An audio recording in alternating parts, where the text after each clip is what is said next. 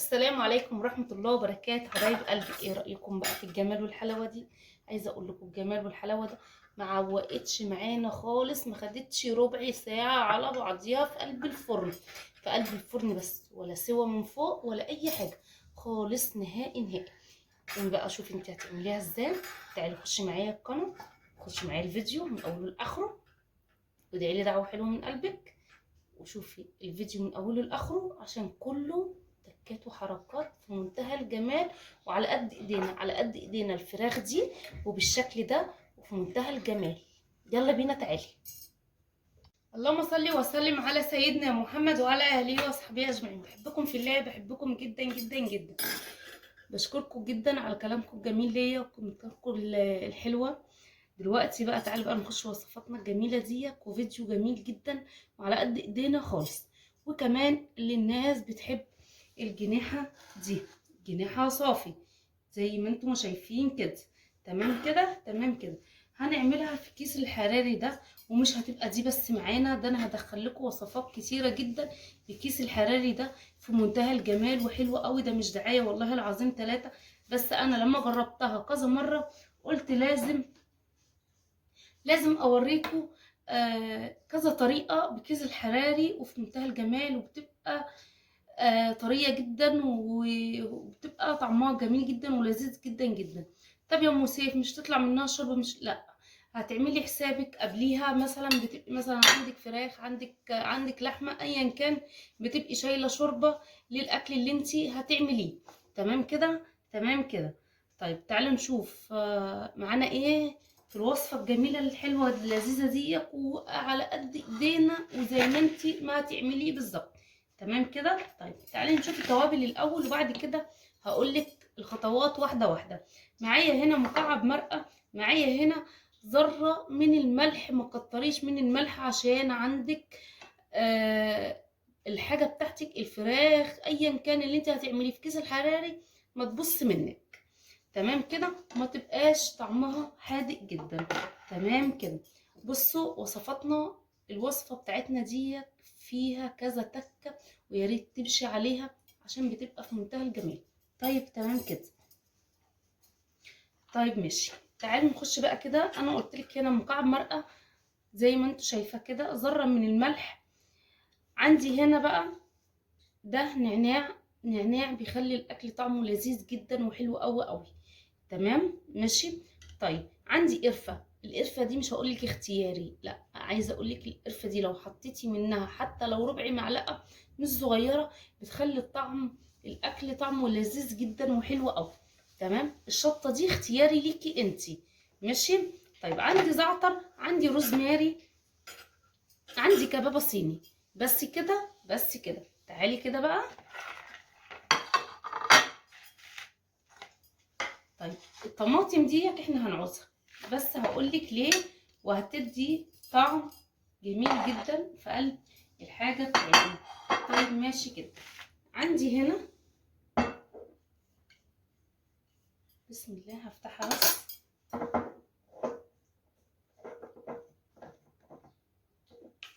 عندي معلقه من صويا صوص الرمان، تقيل جدا وحلو قوي قوي.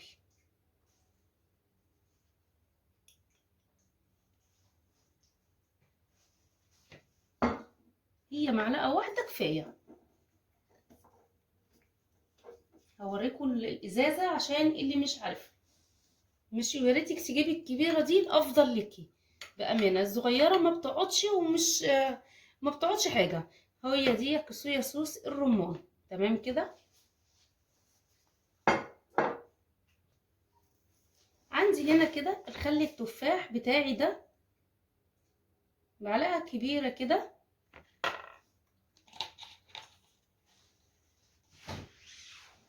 عندي هنا كده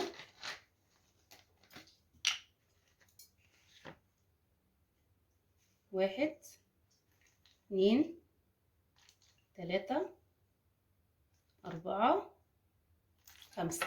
دي ايه يا ام سيف؟ دي المية.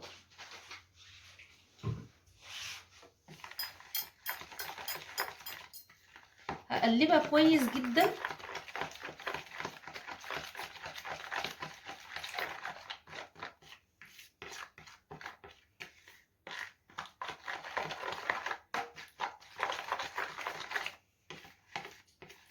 عايزه تدوقي الميه بحرف المعلقه دوقي براحتك عشان خاطر تظبطي ملحك قبل ما تحطي عليها الحاجه بتاعتنا، عشان لسه في حاجه دلوقتي هتتحط فيها بس مش دلوقتي، لما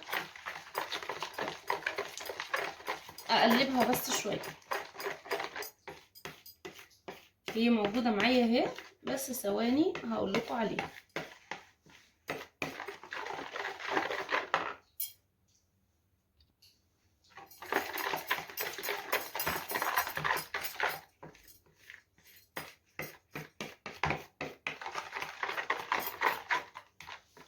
طب ليه يا ام سيف كده؟ انا عايزه ادي طعم التوابل التانية برضك اللي انا هقول لكم دلوقتي عليها، حطيتها في الاخر عشان هتدي طعم جميل جدا. طيب ايه دي يا ام سيف؟ التوابل دي انا بعملها بتاعه الفراخ المشويه، الفراخ الكريسبي، شايفين منظرها عامل ازاي؟ انا ان شاء الله باذن الله هعمل جميع توابل كلها، وان شاء الله هتبقى معاكم برضو وهنزلها فيديو، مش هستخسر فيكم حاجه. كده معلقه كده صغيره. طب التوابل دي على فكره انا بحتفظ بيها في التلاجة عشان تبقوا عارفين. تمام.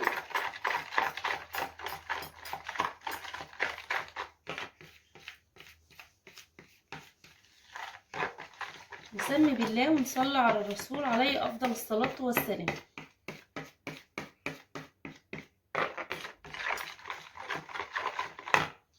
دلوقتي كده معانا حاجه، ثواني هجيبها. معايا هنا زيت الزيتون ده، يا ريتك تدخلي فيه زيت زيتون، ما تدخليش زيت ابيض عشان زيت الزيتون بيدي طعم جميل جدا جدا وحلو.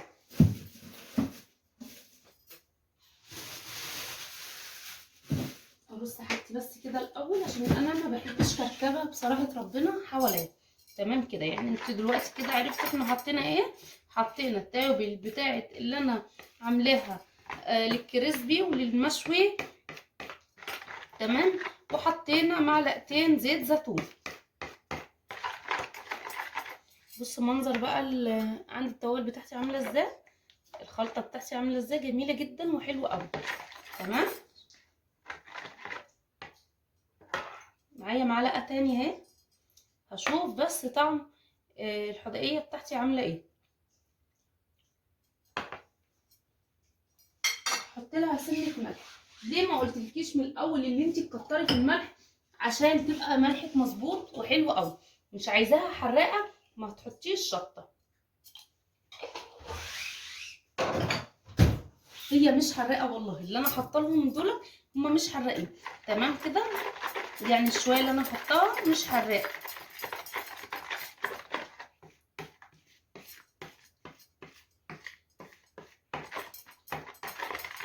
تمام كده، تمام كده. ماشي، ننزل هنا كده بسم الله، نسمي بالله كده.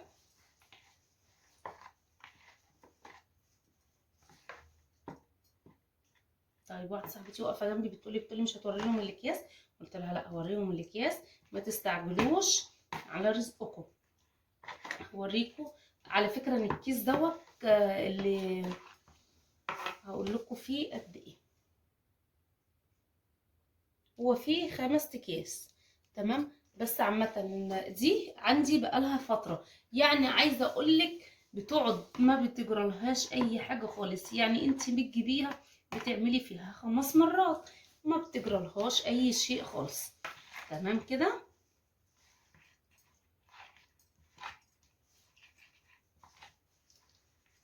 بسم الله. لازم تغسلي حاجتك كويس جدا. طب دلوقتي كده انا هجيب كده الكيس، نسمي بالله ونشوفها فيها قد ايه. ما شاء الله فيها كيس. بص منظر الكيس بتاعها قد ايه. بصوا بتشيل فرخه كامله وبتبقى في منتهى الجمال اهي.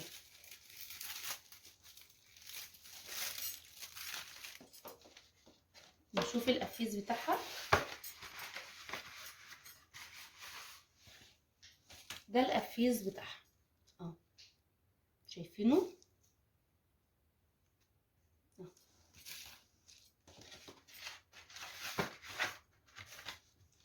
عشان بس تعرفوا اللي انا بجرب، يعني اللي انا عامله فيه حاجات كتير جدا، مش اول مره اللي انا اعمله ولا اصور فيه، لا والله. اهي ده انا كده قدامكم اهو. تمام، انا معرفش فيه قد ايه والله. اخر كيس وهجيب واحده واركنها على جنب عشان وقت ما اعوز الاقيها موجوده عندي. نسمي بالله. طيب الفراخ دي يا ام سيف تتبل قد ايه؟ يا ريت يا ريت يا ريت لو عندك الحاجه عندك في الفريزر، ماشي. على فكره ان ديت انا لسه جايباها صفحه، انا ما بشيلهاش في الفريزر، اللي احنا قليل قوي لما ناكلها، وقت ما عيالي بيطلبوها بروح جايباها، يعني عشان كده ما بسيبهاش في قلب الفريزر فتره طويله. لا، انا اكتريه الحاجه عندي بتبقى الفراخ، اللحمه، انواع الفراخ كلها بتبقى موجوده عندي الستر الحمد لله، وعندكم الخير كله. تمام. انا كنت النهارده ناويه ان انا اصور لكم حمام، ماشي، في قلب الكيس الحراري. لقيتهم بقى طلبوا مني قالوا لا مش عايزين حمام، احنا نفسنا في دي. قلت لهم خلاص ماشي. تمام. طبعا اللي هم بيطلبوه اكيد لازم اللي انت تعمليه عشان خاطر ما يقولوش انت مستخسره فيهم حاجه. طبعا شيء اكيد انت ما بتستخسريش، بس العيل بيفهم كده. تمام كده اهو. الخلطه دي احنا هنعوزها دلوقتي تاني، هقول لكم في ايه.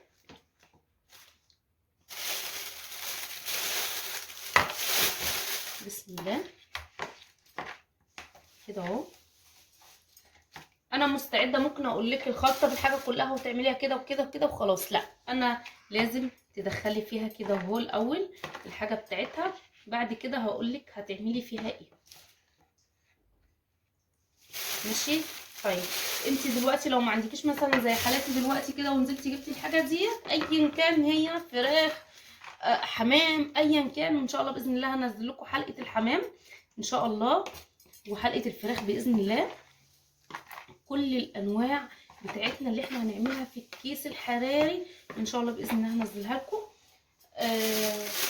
دلوقتي لازم اقل حاجه تتحط 4 ساعات، 4 ساعات لازم تتحط 4 ساعات. انا لسه دلوقتي كده هعمل لسه الاكل. تمام. عقبال لما الاكل ما يتعمل، هي مش هتاخد وقت اساسا عندي. نشيل بس الحاجه هنا كده عندي في قلب الفرن. تمام. هي مش هتاخد وقت خالص. بسم الله.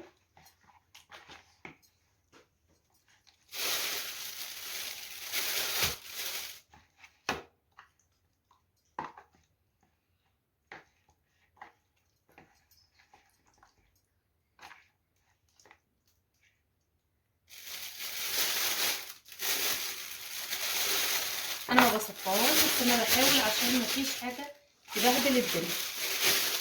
مش هنركن هنا كده.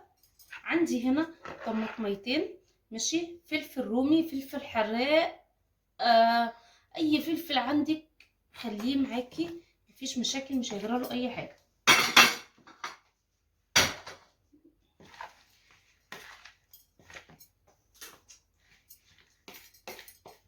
كده اهو. تمام كده. طيب احنا مش هنحط الحاجه بتاعتنا دي في الكيس، هنحطها في قلب الحله هنا، هتدي طعم جميل جدا وريحه حلوه للاكل بتاعنا.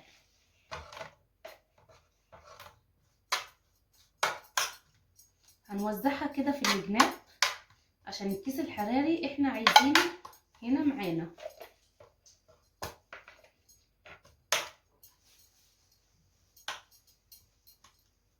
قومي جيبي اقل حاجه عندك هتعمليها اعمليها، لو بانيه عندك هتعمليه صدور بس هتعمليها في قلب الكيس الحراري، بيبقى طعمه تحفه جدا جدا، ولا بهدله ولا اي شيء خالص. زي ما انتم شايفين كده في دقيقه واحده جهزنا اهو الفراخ بتاعتنا.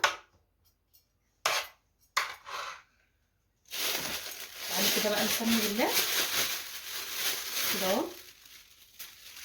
يلا ننزل كده. الطبق ده برضو محتاجينه تاني. كل حاجه يا مصيف هتقولي محتاجينها، هقول لك ليه دلوقتي. كده اهو، بصوا شايفين المنظر، شايفين المنظر التوابل بتاعتي عامله ازاي، جميله جدا. بصوا شايفين المنظر تحفه جدا جدا جدا. طالما انت بتدي الحاجه حقها خلاص ما يهمكيش من حاجه. يا ريتك بس ما تجيش بقى ايه بقى من هنا كده، معلش كده، ما تجيش من هنا كده وتروحي عاملاها كده. لا، انت لازم بتدي فراغ في قلب الكيس الحراري بتاعنا كده. وكل فيديو هقول لك برضو بنفس الطريقه، ماشي، اللي انت لازم هتدي حق الكيس بتاعك. تمام كده كده اهو. بصوا شايفين يعني هيبقى من فوق من هنا كده هيبقى صباع واحد بس هتسيبيه، صباع عقلتين هتسيبيهم، عقلتين هتسيبيها كده اهو. وهتدي فراغ عشان الكيس هينام كده اهو. وكمان هتدي كمان وانت نازله كده اهو. بصي الاسهل برضو للناس للبنات اللي لسه مبتدئين داخلين المطبخ وده. بص هتدي كده اهو وهتدي كده اهو، يعني على قد ما تقدري اللي انت تطلعي برضو فوق شويه، ماشي كده اهو. حاجه بسيطه وجميله جدا جدا. القفيز بالطريقه دي كده اهو. بس شايفه القفيز فين اهو. تمام كده. بصوا القفيز فين بالطريقه دي كده. وندخل القفيز كده وعلى قد ما نقدر نقفل، على قد ما نقدر ان احنا نقفل. هيتقطع يا مسيف؟ لا ما بيتقطعش، القفيز ما بيتقطعش يا جماعه. كده اهو شايفين ازاي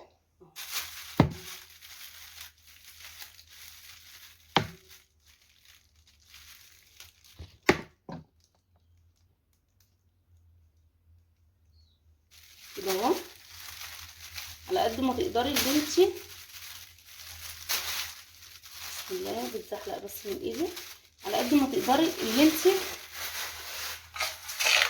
معانا السنين اهي.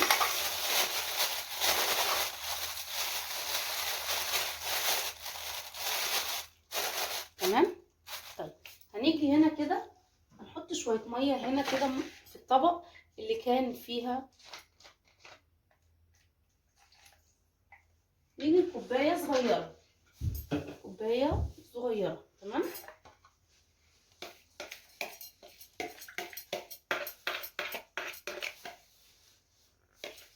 كده اهو.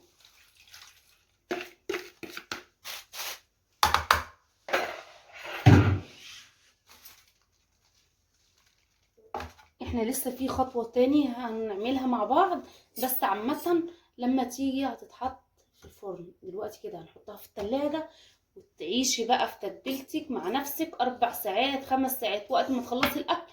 وبعد كده خلاص عايزين تاكلوا، خلاص حطيها في الفرن. شغلي من تحت بس، شغلي الفرن الاول سخنيه وبعد كده خلي الصينيه بتاعتك. برضو هعيدلك المعلومه دي تاني. طيب قلبي خلاص كده خلصنا اهي. تمام. عايزه اوريكم، ما رضيتش افتحها من غيركم والله. تعالوا كده نسمي بالله، بسم الله، وهنشوف المنظر بتاعنا عامل ازاي.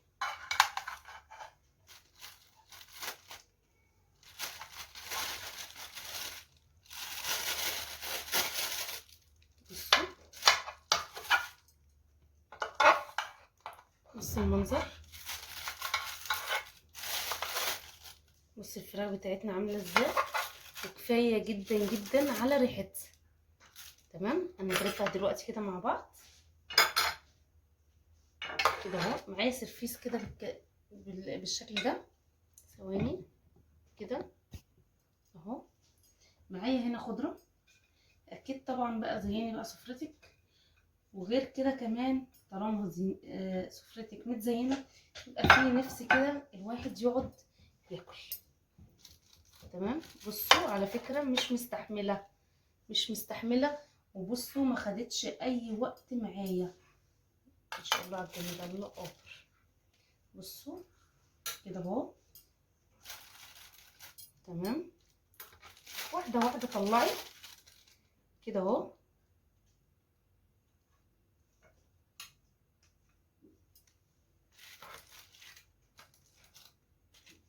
بسم الله كده.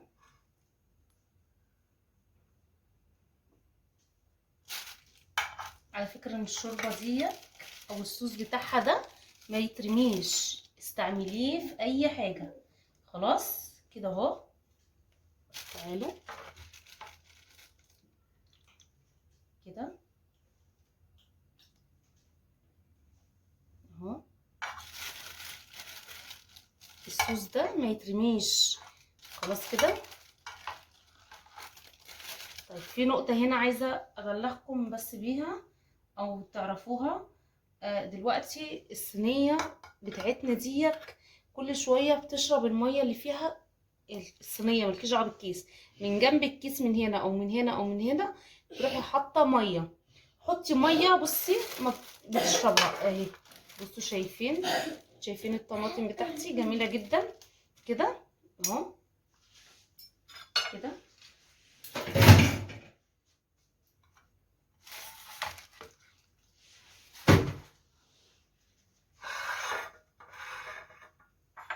كده اهو. شويه بقى خضره كده.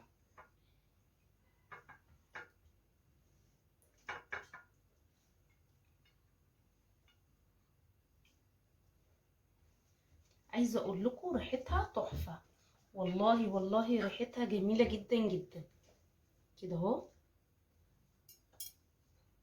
على فكره الخضره طبعا مفيده.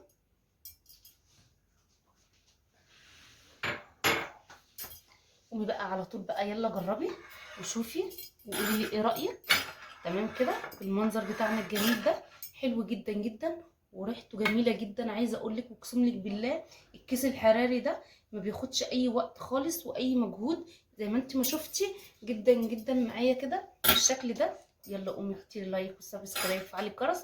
ما اشتركتش في القناه اشتركي فيها عشان يوصلك كل جديد. وادعوا لي دعوه حلوه من قلبكم.